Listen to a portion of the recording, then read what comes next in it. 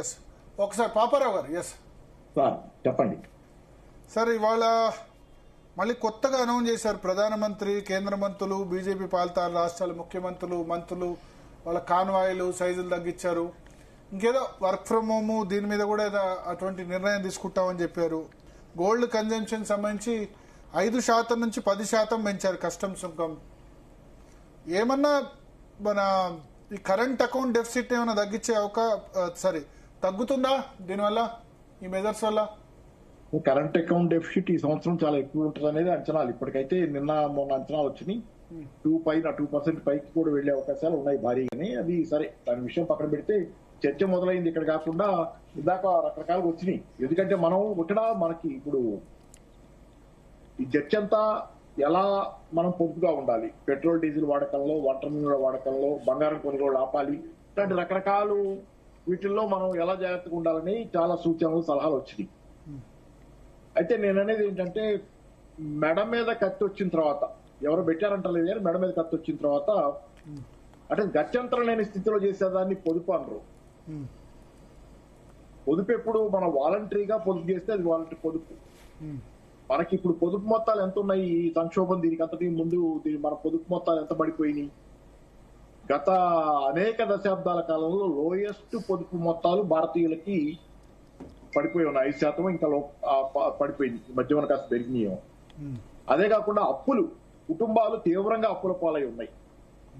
అంటే మూలిగే నక్క మీద తాటికాయలాగా వెస్ట్ ఏషియా క్రైసిస్ వచ్చి పడింది. వెస్ట్ ఏషియా క్రైసిస్ వల్లనే ఈ సమస్యలు రాలా, ఆల్రెడీ ఉన్న సమస్యలు బద్దలై బయటపడ్డాయి. చూడండి ఉదాహరణ ఏది వేటిలో ఉంది, మనకి పప్పు ధాన్యాలు దిగుమతి చేసుకుంటున్నాం. దశాబ్దాల నుంచి దిగుమతి జరుగుతుంది, ఎప్పుడు స్వావలంబన అంటాం, అది ఎప్పుడు జరగదు. అలాగే ఫెర్టిలైజర్స్ దిగుమతి చేసుకుంటానే ఉన్నాం, దాన్ని రకరకాలుగా కళ్ళగంటాం, పగటి కళ్ళు ఏం అవ్వదు, ఇప్పటికీ దిగుమతి చేసుకుంటున్నాం, అయ్యి సమస్యే. పెట్రోల్ డీజిల్ మనం ఎంతో కాలంగా ఓఎన్జీసీ ఉంది, మనకి రకరకాలుగా ఉంది, మనం ఆ సముద్రం అడుగున ఇప్పుడు డ్రిల్ చేసి తీయాలనేది కొత్తగా ఇప్పుడు ఈ క్రైసిస్ లో ఇప్పుడు ఆలోచిస్తున్నారు.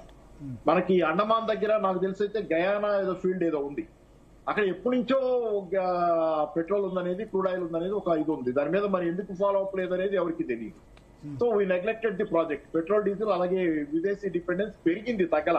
2014 లో మనం పెట్రోల్ డీజిల్ దిగుమతి చేసుకుంటుంది, క్రూడ్ ఆయిల్ దిగుమతి చేసుకుంటుంది మన అవసరాల్లో 77%. ఇప్పుడు దిగుమతి చేసుకుంటుంది 88 to 90% దిగుమతి చేసుకుంటున్నాం. అంటే మన దిగుమతి చేసుకునేది పెరిగింది అప్పటికంటే ఇప్పుడు. తర్వాత సరే ఇట్లా ఏదైనా కానీ ఇవన్నీ ఏంటంటే మన డిపెండెన్స్ పెరిగింది, ఇంపోర్ట్స్ మీద డిపెండెన్స్ పెరుగుతుంది, తగ్గట్లా. స్వావలంబన అన్న తర్వాత కూడా తగ్గట్లా. ఇవాటికి చూడండి నేను చెప్తాను. సరే ఇవాటికి చూస్తే ఏంటంటే కోల్ గ్యాసిఫికేషన్ గురించి న్యూస్ ఇందాక మీరు కూడా చదివినట్టున్నారు, ఇక్కడ జీనియస్ చదివారు. కోల్ గ్యాసిఫికేషన్ కి ప్రణాళికలు రూపొందిస్తున్నారు. చేతులు కాలిన తర్వాత ఆకులు పట్టుకుంటున్నాం.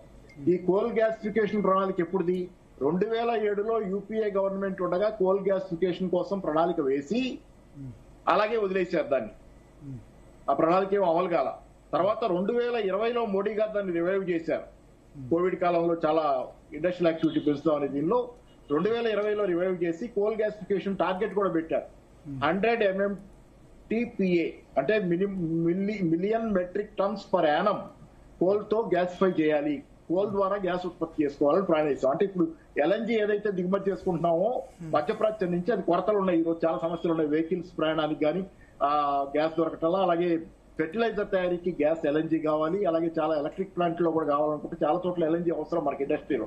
ఆ గ్యాస్ లేదు ఇప్పుడు. కానీ దీనికోసం ప్రత్యామ్నాయంగా కోల్ గ్యాసిఫికేషన్ ప్రణాళిక 2007లో వేశారు, అది చేయలేదు. 2020లో మోడీ గారు 100 MMTPA అంటే million metric tons per annum 100 MMTAకి 2030 నాటికి చేరుకోవాలని ప్లాన్ వేశారు. ఇప్పుడు 2026 6 అయింది ఆ ప్రణాళిక వేసి. ఇప్పుడు మనం ఎక్కడున్నాం? 5 మిలియన్ మెట్రిక్ టన్స్, అంటే దానిలో 20వ భాగం మాత్రమే సక్సెస్ అయ్యాం, చైనా. అదే కాలంలో ఇదే టైం స్పాన్ లో చైనా కూడా అదే ప్రణాళికలు వేసింది. ఈ రోజు చైనాలో వాళ్ళకి యూరియా ప్రొడక్షన్ కావాల్సిన గ్యాస్ కొరత లేదు. కోల్ గ్యాసిఫికేషన్ ద్వారా వాళ్ళకి కావాల్సినంత ఉత్పత్తి చేసుకుంటున్నారు గ్యాస్. యూరియా ప్రొడక్షన్ లో సర్ప్లస్ ఉంది, వాళ్ళకి ఎక్స్పోర్ట్ చేస్తున్నారు. అలాగే డిపిఏ ఎక్స్పోర్ట్ చేస్తున్నారు, మిథేన్ గ్యాస్ ప్రొడ్యూస్ చేస్తున్నారు. అంటే మనం ప్రణాళికలు వేస్తున్నాం, మనం ఎక్కడ తగ్గటల్లా ప్రణాళికలు వేస్తున్నాం, ప్రాక్టికల్ గా మనం చేయటల్లా. ఈ చాలా విషయాల్లో మొన్న సాక్షి పత్రికలో అనుకుంటా వచ్చింది, నా దగ్గర ఇక్కడే ఉంది డేటా కూడా. మనకి ఇది జాబ్స్, ఉపాధి కల్పనలో మనకి ప్రణాళికలు ఉన్నాయి, చాలా ప్రణాళికలు ఉన్నాయి. ఉపాధి కల్పించాలనే ప్రణాళికలు ఉన్నాయి. ప్రపంచంలో 72 దేశాలకి కాన్షియస్ గా ఉపాధి కల్పన ప్రణాళికలు ఉన్నాయి. భారతదేశానికి కూడా ఉంది. కానీ ప్రపంచంలో ఉపాధి కల్పన ప్రణాళికలను విజయవంతంగా అమలు జరుపుతుంది నెంబర్ 1 చైనా. కానీ మనం దానిలో పూర్తిగా ప్రణాళిక వేస్తున్నాం, వదిలేస్తాం. ఇది మనకి ఉన్న దీన్ని మనం పరిశీలించుకోకుండా, దీన్ని ఆత్మ పరిశీలన చేసుకోకుండా, ఈ అంతర్గతమైనటువంటి డెఫిసిట్ ఇప్పుడు చేతులు గాలిన తర్వాత ఆకులు పట్టుకున్నట్టు వాళ్ళ కోల్ గ్యాసిఫికేషన్ కి ప్లాన్స్ వస్తున్నాయి ఇండస్ట్రీ పెట్టాలని. ఏంటంటే ఇప్పుడు ఏదో అతిథి భోజనానికి వచ్చినప్పుడు బయట నుంచి కూరగాయలు కొనుక్కురావడం లాగా ఉంటది. అతిథిని పిలిచి వాళ్ళు వచ్చిన తర్వాత కూర్చొని, లేకపోతే హోటల్లో అంటుంటాయి కదా మనం ఇప్పుడే తెస్తున్నావా అది ఇది అని చెప్పాడు. చాలా కాలం పడుతుంది. కోల్ గ్యాసిఫికేషన్ పట్టాలెక్కేందుకు చాలా కాలం పడుతుంది అంతే కదా. ఇప్పుడు అప్పుడు వేసిన ప్రణాళికలు కనుక మనం అమలు చేస్తే ఈ పాటికి అయ్యేవాళ్ళం కాదు. దాహం వేస్తే దప్పికైతే బావి తవ్వినట్టేనా? బాగున్నట్టు ఇదంతా అలాగే జరుగుతుంది. తర్వాత నేను చెప్పేది ఒకటి, ఇక్కడ బాధ అంతా దేని గురించి అంటే ప్రభుత్వాల వైఫల్యం గురించో లేకపోతే ఇంకోటి మాత్రమే కాదు, అది కూడా ఉంది నా బాధ. దాంతో పాటుగా నా బాధ ఏంటంటే మన మనస్తత్వంలోని ఈ లోపం ఎప్పుడు మనం అధిగమిస్తాం అనేది. కల్చరల్ గానే మనకు ఒక డెఫిసిట్ ఫీల్ అవుతున్నాం ఈ విషయంలో. అంటే మన ఇండస్ట్రీ వర్క్ కల్చర్ లో దేర్ డెఫిసిట్ ఉంది. We dream a lot, we talk a lot, we never do anything. ఎందుకో ఆ రఘురామరాజన్ ఆ మధ్య ఆస్ట్రేలియాలో ఉపన్యాసం ఇస్తున్నప్పుడు అడిగారు, ఏమని ఏం చేయాలి ఇండియా డెవలప్ అవ్వాలంటే మాట్లాడటం తగ్గించి పనిచేయటం పెంచండి అన్నాడు. తర్వాత అదే కాదు, ఎలన్ మస్క్ ఏమన్నాడు, ట్విట్టర్ కొనుక్కున్నప్పుడు ఎక్స్ గా మార్చాడు. ట్విట్టర్ కొనుక్కున్నప్పుడు ఒక మాట అన్నాడు, ఏమన్నా అంటే ప్రపంచంలో ప్రతి వాళ్ళు ట్వీట్ చేస్తారు, అన్ని దేశాల వాళ్ళు ట్వీట్లు చేస్తారు.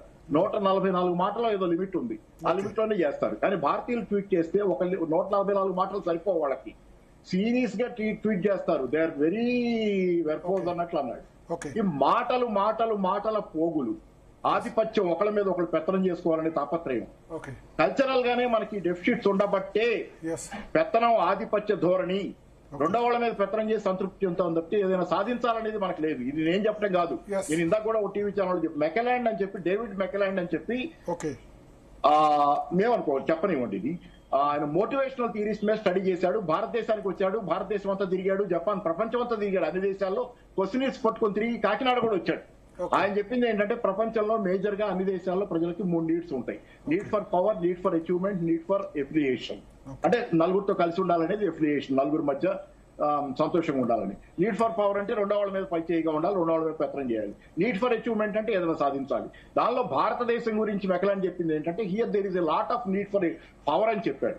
అమెరికాలో నీడ్ ఫర్ అచీవ్మెంట్ ఎక్కువ ఉంది. నేను అమెరికాని వ్యతిరేకిస్తా కానీ ఇక్కడ కల్చరల్ గా వాళ్ళకి అన్ని నోబెల్ ప్రైజ్లు ఎందుకు వస్తున్నాయి? వాళ్ళు ఒకరి మీద ఒకళ్ళు పెత్తనం చేయడానికి ఇంపార్టెన్స్ ఇవ్వరు, వాళ్ళు సాధించడానికి ఇంపార్టెన్స్ ఇస్తారు, అందుకే నోబెల్ ప్రైజ్లు వస్తున్నాయి. అమెరికా అధ్యక్షుడు కూడా పదవిలో నుంచి దిగిపోయిన తర్వాత యూనివర్సిటీలో పోయి పాఠాలు చెప్పుకోవడానికి ఇంపార్టెన్స్ ఇస్తాడు, అందుకే వాళ్ళకి నోబెల్ ప్రైజ్లు వస్తున్నాయి. మనం ఏం చేస్తున్నాం, ఎవరిని ఎత్తున ఎక్కుదామా, ఎవరిని ఎత్తున డబుల్ ఇంజిన్ సర్కార్ కావాలి మనకి, అన్ని చోట్ల మన పెత్తనమే కావాలి, ప్రతి చోట మనం పెత్తనం చేయాలనే తాపత్రయం తప్పితే మనకి అన్నితో మనకు గవర్నమెంట్ బీజేపీనే కాదు మన అందరి స్వభావంలో రెండో వాళ్ళ మీద పెత్తనం చేసే తప్పితే సాధించాలనే తాపత్రయం తక్కువ. నేను మనుషులు ఇక్కడ కూడా ఇది మారాలి, కల్చరల్ గా వీ నీడ్ ఏ చేంజ్. ఇది గవర్నమెంట్ కే కాదు ఛాలెంజ్, ఇది మనకు కూడా ఛాలెంజ్, ప్రజలకు కూడా. కత్తి వెంకట స్వామి గారు.